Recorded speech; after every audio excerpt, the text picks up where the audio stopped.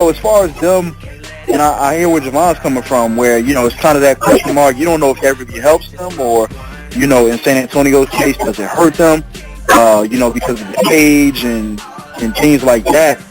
You had a guy in Pop who's been managing those guys so well,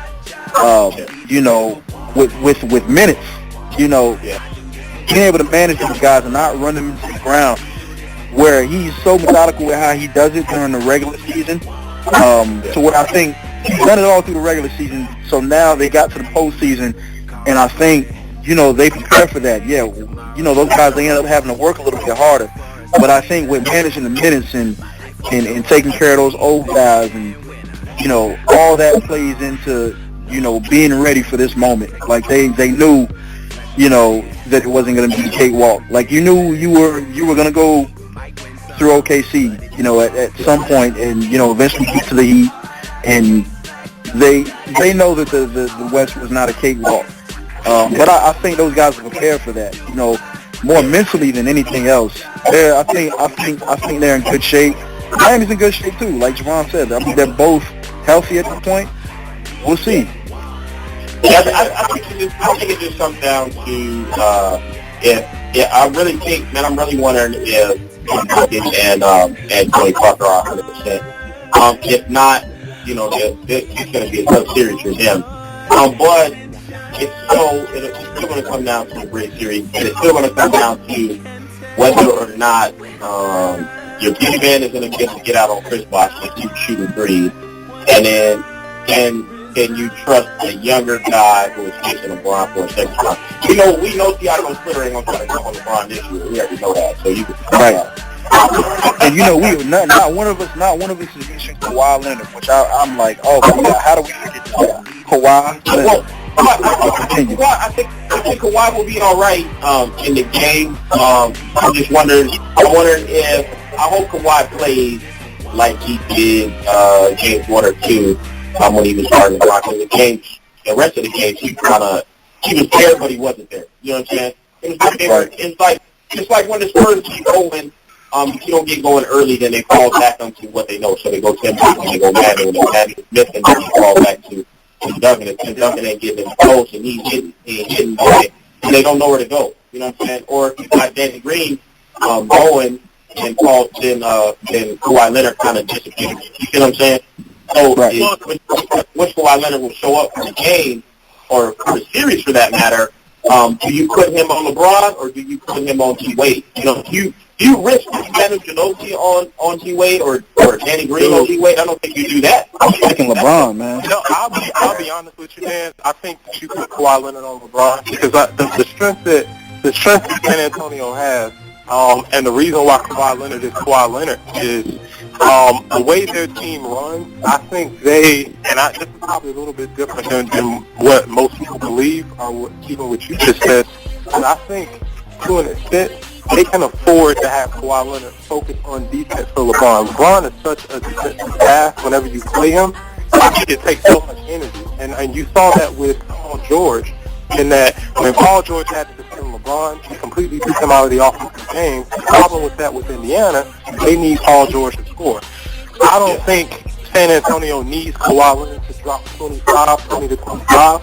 I think the balance there is that if you have Kawhi Leonard focused on defense with LeBron, you can still get 15 out of him. If you can get 10 to 15 out of him, and you still get good games out of Boris Diaw, who's very important for them this year, if you can get good games out of Danny Green, Ginobili, and those guys, I think that, you'll have enough offensive firepower to counteract not getting 18 to 20 from Kawhi Leonard. And that's just the way, and they can do that. They can do that where no other team in the NBA can do that, which is why I think they're probably the most suited team to play Miami in the finals, and I think that's why they stand a much better chance than OKC would have if they would have played. Not to say that wouldn't have been a competitive series, but I think San Antonio stands a better chance because the way their team is constructed, you can get it from so many places, and you don't necessarily have the whole thing of, two guys are going to kill you. San Antonio, for 4 games, they can score more points than you do.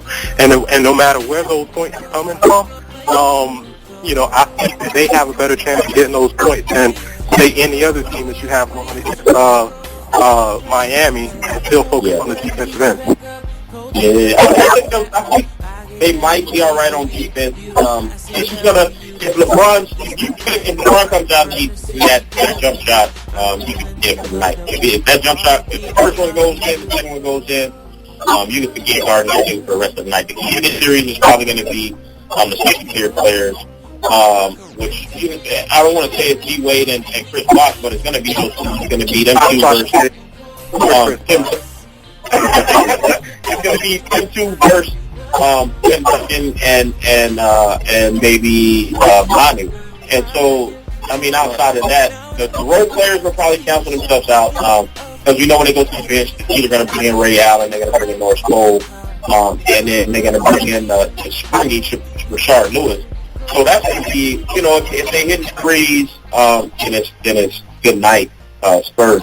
We'll see what they've learned from each other from last year and how to play the different games and how to adjust. I think we're looking at a great coaching matchup. I think we're looking at a great game. I'm excited to see it. Not just because I'm a Heat fan, but because I want to see two great teams battle it out and not just see, the luck of the draw. The lower seed is always great to see it, but you pretty much know what's going to happen when they get there. It's kind of like watching the tournament and the lower seed, always in front of 4, and you like, oh, they got this. Right. I'm interested to see the two heavyweights battle it out and let them do the work, man. So before we go to the next break, I'm thinking the Heat in 6. I agree. I think it's going to they take one of San Antonio and then we're back to the old format, 2-2-1-1-1. I think it's over in 6. I think Drake will be there. You never know. We might maybe get a little late on it. I know he kind of frustrated. He might show up this time.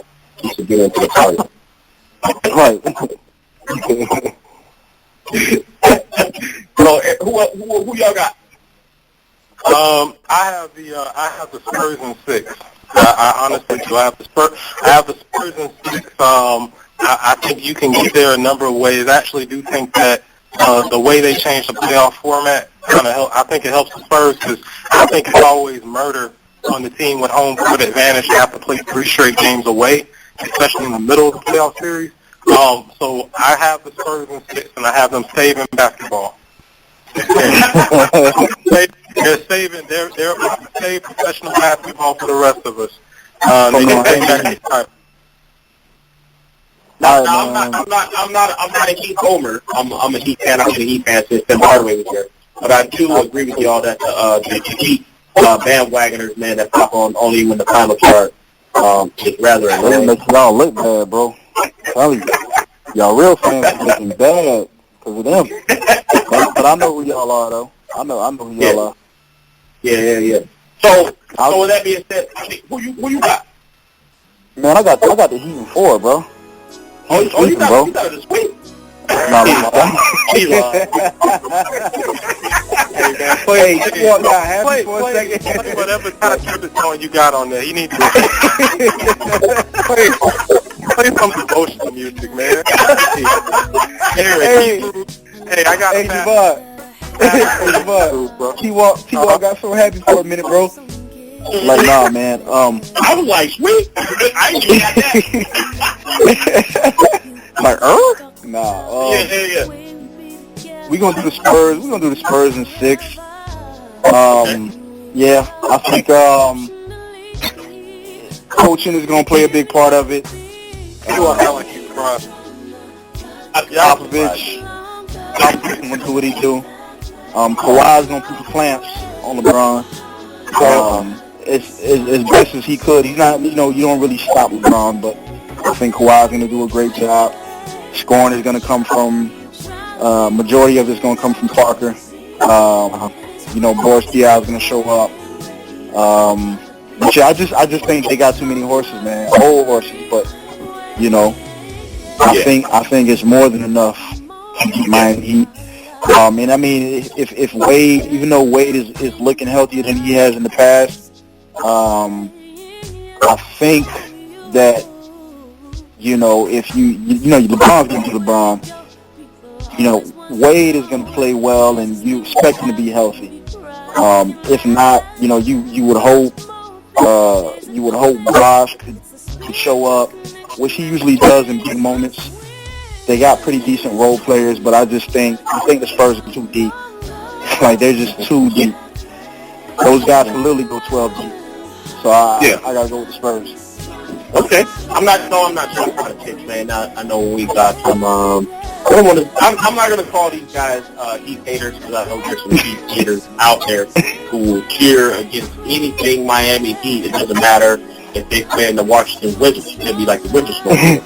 So I know these guys, unfortunately, they just picking with. I do recall last year, Javon had to give me and Miami Heat some credit on Twitter for picking. So I'm going to stick with my squad and ride with the Heat at 6.